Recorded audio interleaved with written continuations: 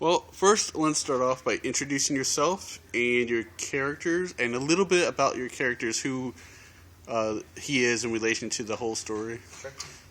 Okay. Well, I'm Jeremy Seiner. I play Frank Jr. Frank is I guess he's the lead of the show. He's sort of a kid who, in the result of a dysfunctional family, runs away and learns basically how to become one of the biggest paper hangers in history. He sort of learns how to forge lots of checks, and then he disguises himself as many different careers, like an airline pilot or a doctor. And through his way, he sort of leaves a trail for Javier here. Yes, so my name is Javier Ferreira, and I am playing Carl Hanratty, who is the special agent in charge of the FBI's bank fraud and forgery subdivision. Carl Hanratty sort of comes across a series of these checks, and he figures out that it's one guy sort of using all these different aliases. And so Carl Hanratty is sort of tasked with hunting this guy down. It sort of becomes his mantra. He sort of buries himself in his work to escape a lacking personal life. So he's very dedicated to his work, and he believes very firmly in the rules, and so I'm tracking this guy down. Yeah. How your own personalities? How close would you say you are to the character you're playing? Are you totally different from the character? Well, I mean, I guess the character's pretty quirky. I guess I consider myself pretty quirky. I'm nowhere near as street smart as the original Frank Abagnale Jr. was, but certainly has. I've found, and just discovering the character, that we have a common, joy and kind of like a happy, like go lucky kind of lifestyle. It's kind of difficult. I don't know. I guess I would say the big thing for Carl, the way he lives his life strictly by the rules, and he sort of says that over and over again throughout the show. So I don't know that I necessarily don't believe in breaking all the rules, but there is something that I think is very admirable about Hanratty, is that he's very committed to his work, and it's his life. It's his it's what keeps him going, really, when everything else is sort of crumbled away. So I think that that's something that I can probably relate to. I can connect with in Hanratty. Is I love the work that I do, and I'm invested in it in a lot of the same ways that he is. Okay. Well, I'm assuming this is based on the movie, which is based on the book, which was based on his true life. I just watched the movie myself for the first time, like 2 weeks ago. Oh, really? So the movie was good, actually. How closely? I mean, obviously this is a musical and the movie wasn't, right. But how closely would you say they were? So Frank Abagnale wrote a memoir of a book, and the movie that Steven Spielberg directed is based off of that memoir, that book. And then, so there are a lot of liberties taken between the book and the movie. However, the movie and the musical are very closely related. In fact, a lot of the script is almost word for word for many of the lines within the movie itself. The songs in itself, the show takes a little bit of a turn where it's based on a variety show, like an old school 60s variety show, where all the songs and numbers are all based off of, acts and big musical hit sections that sort of tap dance on different points of his journey, different milestones. Yeah, I mean, you've pretty much got the nail on the head. I mean, it's the same sort of spirit. It's it's based on true events, but there are embellishments. It's a splashy Broadway musical. Mm-hmm. So, as far as the relationship between the musical and the film, there are a lot of similarities. It has the same sort of spirit. It has the same sort of wink. Twinkle in the eye, but there is a different sort of energy in that it's very grand, it's very big, all these big huge musical numbers that are motivated, and it's really fun, it's really fresh, it feels very obviously it's a period piece, it's the 60s, yes, but it still feels very young and hip. Yeah. I mean, the composers did a good job of putting in that flux of the 60s feel while giving it a sense of a Broadway kind of music style, right, while throwing in a lot of jazzy chords. There's a couple different styles in the show. I mean, you've got Break the Rules, which is more like style. A 40s spy Yeah. And we've got a lot of like Mitch Miller sort of like campy Lawrence Welk, TV show, and then you have Goodbye at the end, which is like this big sort of rock almost number, which kind of throws out a little bit. Yeah. So I mean, it definitely nods to the film and the memoir on which it is based, Frank's story, but it has its own sort of flair that sort of sets it apart. Kind of speaking about the songs, I mean, are they the kind of songs that people will leave humming? Like, when you leave Mary Poppins, you get supercalifragilistic, whatever, stuck in your head. Is it the same kind of energy vibe, or is it darker? What's it? I mean, it's as dark as Mary Poppins is. I think that this show, is a little more human in the sense that near the end or the second act, things start to sort of hit the ground, get back to earth a little bit. But definitely songs like Goodbye, Don't Break the Rules. What are some other ones you think they'd sing? Butter Out of Cream. Yeah, it's very the melodies are very catchy and there are moments that are light and a little fluffier, but it is like Jeremy said, it is more grounded. It is a little more, I don't want to say mature, but it's a real human being story. Yeah, it's not as much of a kid's show as Mary Poppins is, but it's still available to a really wide range of audience. Yeah. Well, Frank Jr., did all this stuff by the time he was... By the time... 19... Around 16 and then 2 years, so around before he was 21. Yeah. Well, if he was in a lot... if he did this stuff today with all the social media, do you think something like that could happen today? It would be very hard. Mainly because, as we talk about at the end, Frank Jr. himself, worked with the FBI and developed a lot of the technologies that they use in checks and credit cards and security today. So that's one of the benefits of this whole story, this whole adventure, is that there's a huge turnaround.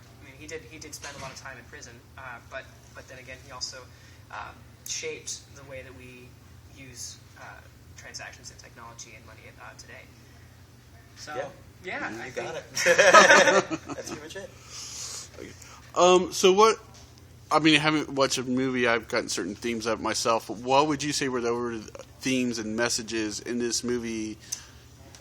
One of the big numbers which we mentioned, Butter Out of Cream, is sort of it's Frank Senior, Frank Jr.'s father, sort of his motto that Frank Jr. sort of takes on, and so the idea is that making something out of nothing, making never giving up. Right. Sort of making your own luck, making your own success out of, a hat, a pair of sunglasses, and like $2 in your back pocket. You know what I mean? It's a story about family and Frank's family, his relationship with his father, and sort of the way that evolves after events that happen at the beginning of the show. And the relationship between Carl and Frank is very interesting as well. Takes on a sort of different father-son. Kind of, yeah. The lacking points in which Frank's actual father, didn't have, Carl sort of fills in a way. So it's just kind of interesting to see that push and pull and that yin and yang between the two characters. Yeah. It's almost like the story of a kid from a broken home, sort of, who finds another father figure, and yeah, I guess so. Frank is always the main point of him running away is because his parents, they divorce, and he wants to put them back together, and the only way that he can find a way to get them to come back together is by running and by making all this money and of course living a high life in the process. But the real root of the situation is that his father is not the best father, and his mother is not the best mother, and he wants to bring them back together. And that's kind of his motivation. And as far as Hanratty goes too, they sort of have that in common. Hanratty comes from a place now where he has no family. All he has is, like I said before, all he has is his work. And so they're sort of unlikely. They spend almost the entirety of the show as rivals. Antagonizing each other. But in the end, it's also sort of what kind of brings them together. Yeah, you really can't have one without the other, really. It's a very magnetic, symbiotic relationship. Yeah. So they sort of need each other without really knowing it until maybe. Maybe. Now, have you either one of you ever saw a production of this before doing it yourself, or? Yes. Yeah, I saw the original Broadway production with the cast. Pretty, midway through the run. I saw the tour actually with Stephen Anthony, who as Frank, and he used to work here. Okay, so you have a little bit of, you've seen a different production of it, so you knew it. Yeah, it definitely did help to see the show. I grew up with the movie, ever since it came out. I've watched it all the time, so I have lived with this story, and it makes it very easy to, dive into this kind of life. But seeing the show and the musical and how they changed a little around and how they worked it, it was really nice to sort of get that scope so that you can figure out where the show's going to begin and end. Were you able to bring your own little things to the roles, because it is, based on a book and a movie, and it's been et cetera, so it's got all this, been there, been done it already. Right. So Right. I mean, I think ideally as an actor, this is the way I sort of work, but I try to, that's all I try to bring to any role, is whatever my truth is in, the given circumstances in the script. Right. Right. So I would say, there's definitely a lot of Jeremy quirk, and there's a lot of Javier goofiness nonsense, but these are also real people, and so you want to find their truths too. Mm-hmm. But it's sort of marrying you living in that world and also honoring their stories. Honoring, how it's put together. The story itself, like the story that they really work together with in the film, since it's so close to the musical, is a great story in itself. The characters are really, for the most part, the two characters, Frank and Carl, are pretty fleshed out in the sense that you can sort of attack them from all angles. You could find the motivations for why Frank is doing something, or you could see how the relationship between Carl and Frank, happens. Yeah. Because so exactly. Working, as an actor, you always want to bring yourself to the craft. You want to bring it to the show, and I think it makes that much more believable that way. Okay. Well, let's get to your truths. Tell me a little bit about your own selves, where you're from, going to school. Sure. Some highlights. Sure. Well, I'm from Pittsburgh, Pennsylvania. I'm going to be a senior at Penn State for musical theater, one more year. And this is my first summer stock job out in the business, working professionally, which is really nice. Anything else? So you got one more year? I got one more year at school, yep. And then, it's really hard to tell what happens after your last year. Yeah. Because, anything can really happen. That's the last show. I'm sort of living that right now. Yeah. But, my name is Javier. Oh, I already did that. You already edit that out. So I'm from originally Minneapolis, the Twin Cities area, Minnesota. I've sort of moved around a bit, but mostly Minneapolis. I live in Chicago now. I went to school at Roosevelt University's Chicago College of Performing Arts. I just graduated this year, so this is now my first sort of foray into I'm on my own. Really? So I've been working in Chicago a bit and doing shows there. I've worked in Minneapolis and a few other theaters, but this is my second summer back at the Wagon Wheel. So it's good to be back. Your second. So I know you were Robert I. and Mary Poppins. And Mary Poppins, yes. What were some of the roles people might remember from last summer? Or? I was 2 summers ago. I was in Carousel. I was Jigger. Okay.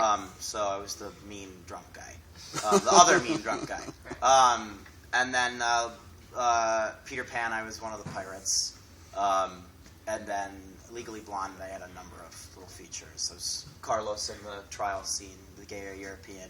I remember that. Yeah. Yes, So, yes. Okay. I did those 3 shows, and then this is, and I'm here till the bitter end. I'm here all the way through Rent. Yeah, it's Okay. really a new experience. To be performing in a round, in the round where there's seats on all sides. I'm very used to either a 3/4 thrust where there's only one wall that the stage is on, and 3 in-house seats all around, or proscenium, which all the audience is on one side, and doing that, but B also. Performing Mary Poppins at night and then learning the show at the same time is just it's an interesting experience. It's very fun, but it is a lot of work. You definitely have to put in 110% each day. It's a lot of work, like but this. it's very it's very rewarding. I mean, we're doing what this is the work, Yeah. and you get to be creative in the morning, you get to have an hour to eat dinner, and then you get to do something completely different for the rest of your evening. And there aren't a lot of other jobs that allow you to do that. So, yeah, it's still a very rewarding, enriching experience. Cool. And with that, thank you very much, guys. Thank you very much.